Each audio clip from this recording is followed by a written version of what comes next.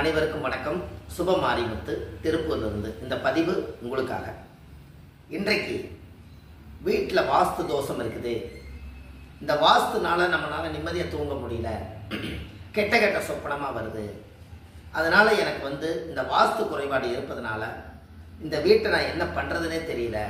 அதனால் வீட்டில் ஏதாவது வாஸ்து இதை சரிப்படுத்திக்கணும் அப்படின்னு சொன்னால், அதாவது வருஷத்துக்கு ஒரு முறை கணபதி ஹோமம் ஒன்று பண்ணுங்க. வீட்டில் 4 மூலையிலையுமே பூசணிக்காயை 4 மூலையிலையும் கட்டி விடுங்க. வீட்டுக்கு ஒரு தேங்காய் சுற்றி போடுங்க. உப்பு, வரமிளகாய், முச்சந்தி மண் வீட்டுக்கு சுற்றி போடுங்க. ஒரு பூசணிக்காயை வீட்டை சுற்றி உடைச்சிருங்க. வருஷத்தில் ஒரு நாள் 360 கற்பூரத்தை பருத்தி வைங்க.